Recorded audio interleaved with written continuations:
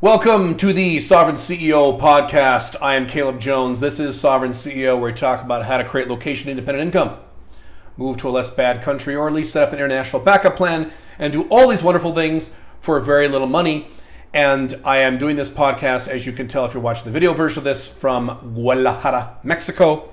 I've been here for a few days now. I'll be here for about a month. And of course, because I'm in Mexico, that means I've already been killed by the cartels.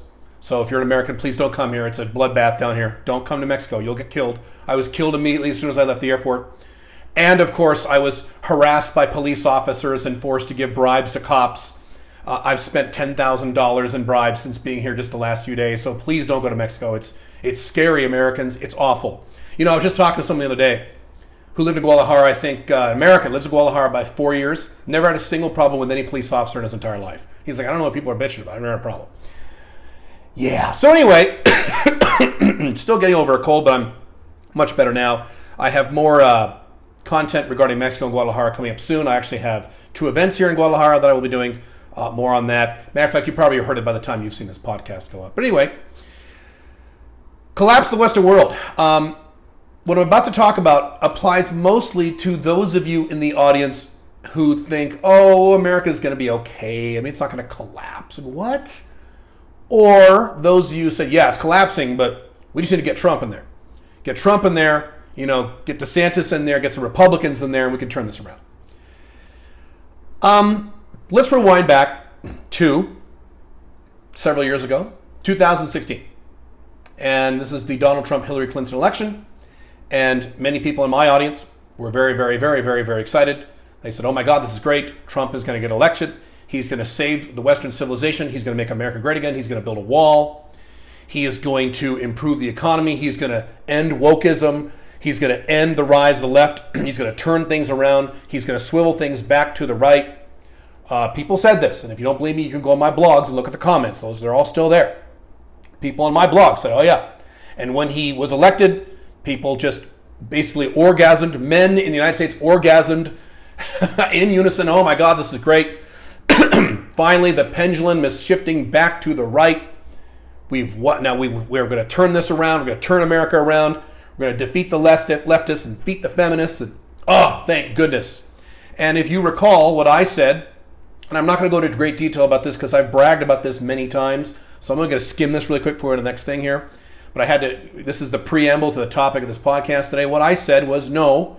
The left in the United States will grow in power every year, even if Donald Trump is elected president. You could elect Donald Trump right now in 2023, make him president for life. The United States and the Western world will get more left every year until it finally collapses. And I was right. And there were people who were very upset with me. They said, oh, you don't understand politics. And, people actually said, you forgot. People said this. Men on the internet with large audiences in the red pill world, in the political world, said things like, well, now that if Donald Trump wins, he's going to make women nicer to men and more submissive to men. He's going to wipe out feminism. People actually said this. And I said the entire time, no, it's going to get worse. Specifically in 2 areas. Number one, the left-winging of culture will continue under Donald Trump. Things like transgenderism, gay marriage, things like that will continue and increase. Was I right? Yes, I was right. I also said very specifically that the word socialism will become more normal. Was I right? I was right. In 2016, socialism is still kind of a bad word. By the time Trump left office, socialism in the West, not the West, because it's always been a popular thing in Europe and Canada, in the United States is now a normal, happy word. I did an entire deep dive video on my Sovereign CEO YouTube channel on the 5 or 6 predictions I made regarding Donald Trump when he was elected president late 2016. I was right on all 5. The Trump supporters were wrong on all 5. It's not going to make any difference, I said at the time, and I was right. Next data point. Often you hear on the internet red pill or movie critics or political guys on the right, they will say things like, go woke, get woke, go broke.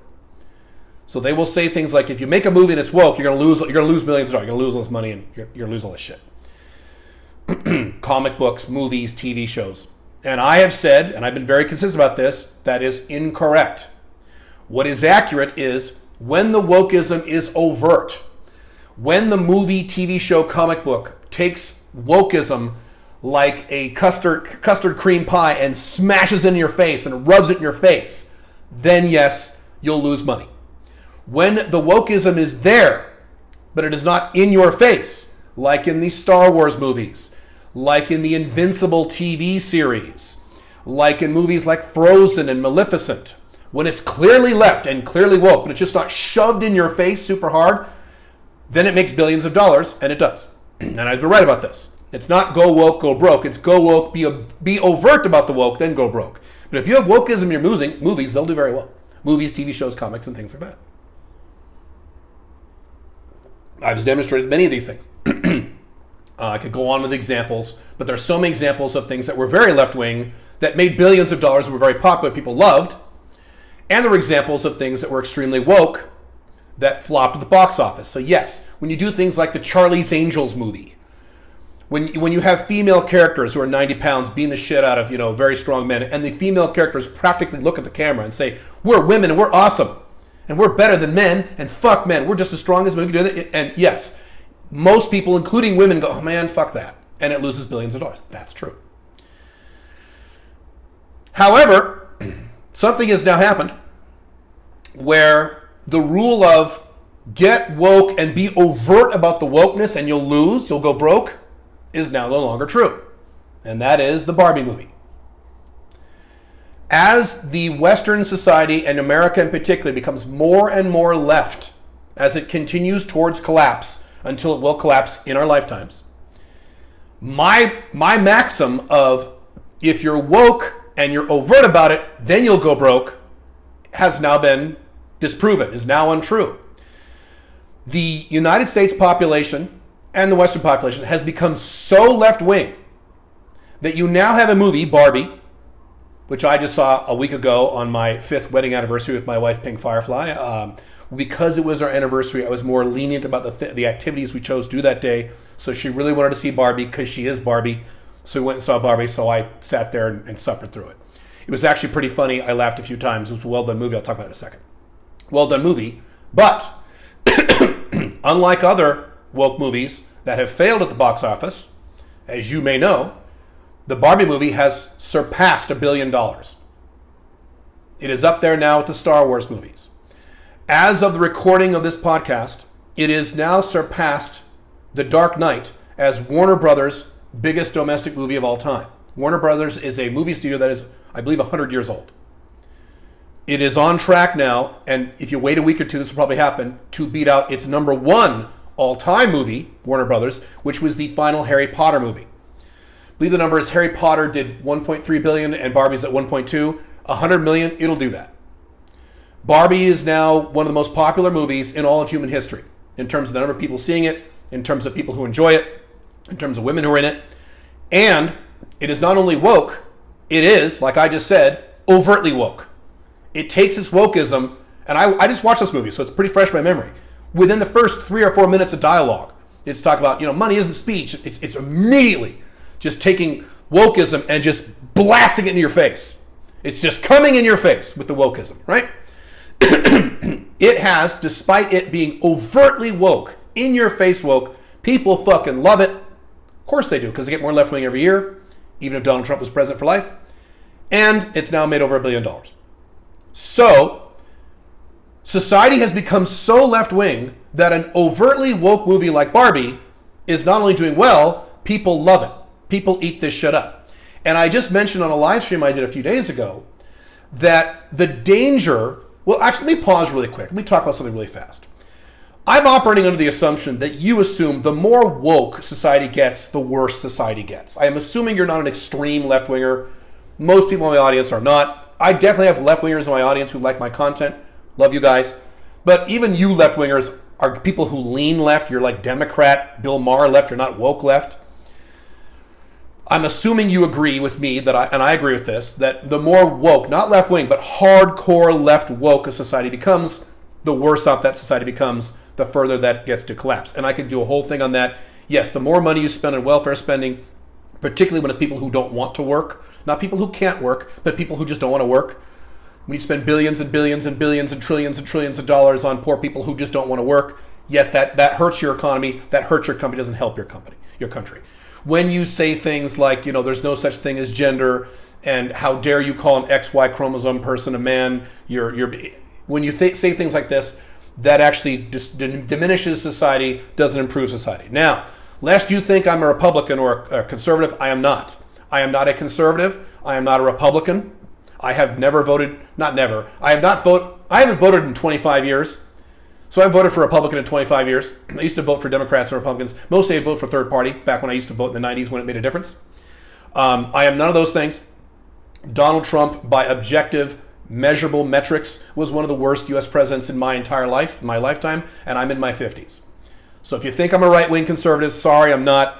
I live a very non-right-wing personal life. If you want to go over to my Alpha Male 2.0 channel, get information on my personal life, I am the opposite of right-wing. However, I am a a libertarian, a minarchist libertarian, and when I say I'm a libertarian, I'm not saying it to sound cool. That word is dramatically misused.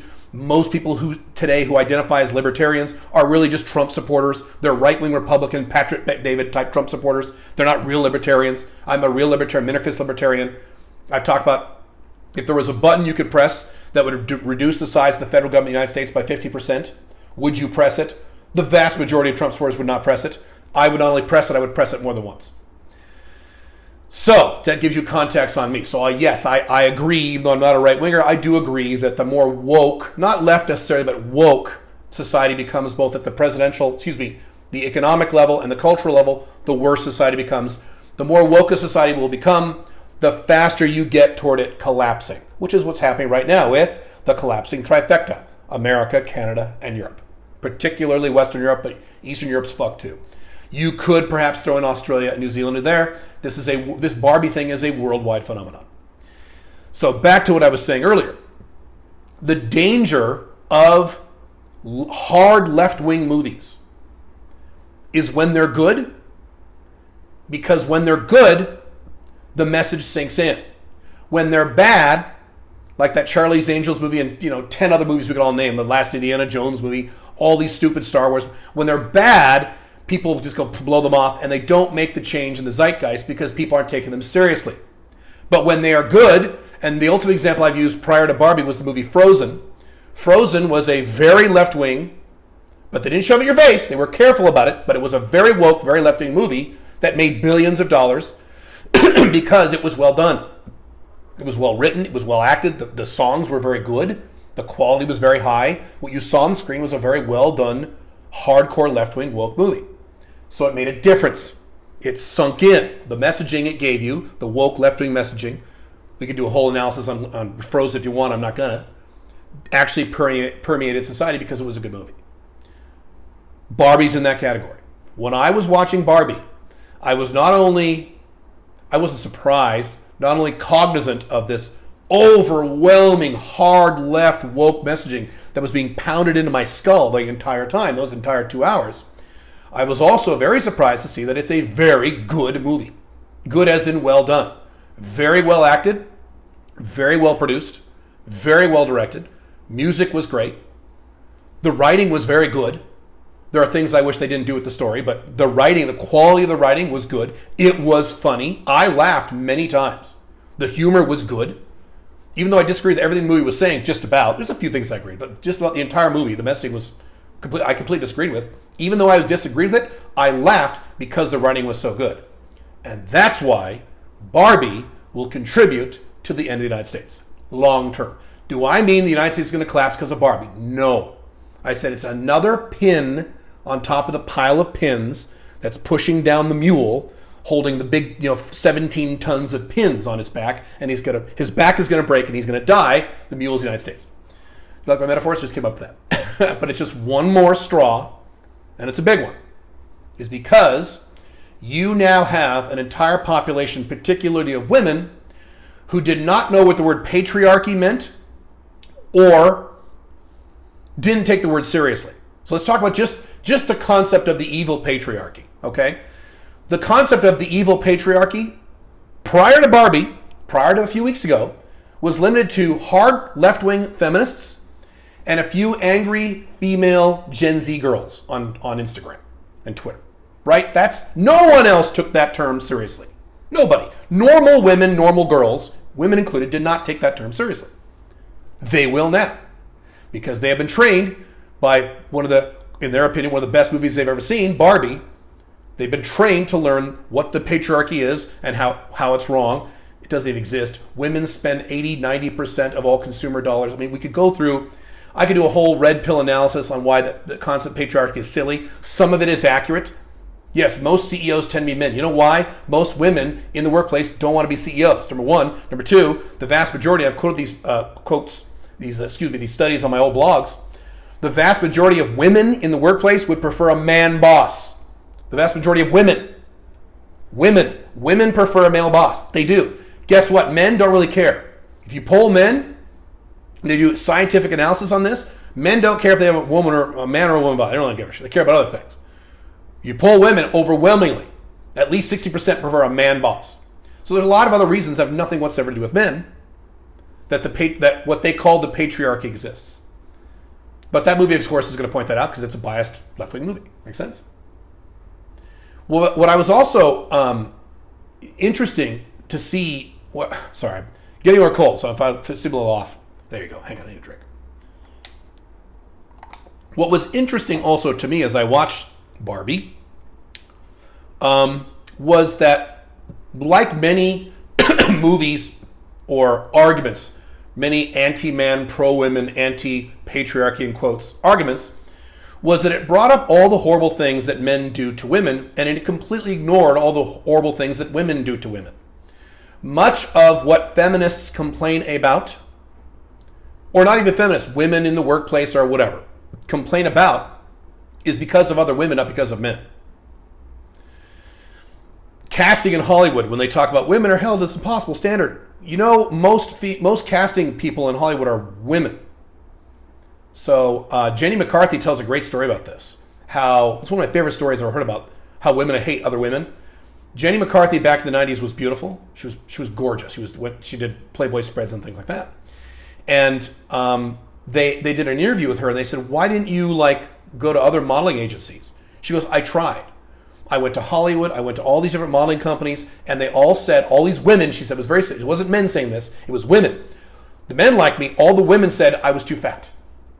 I was too fat. The only place that said I wasn't too fat was Playboy, and that's why I did Playboy.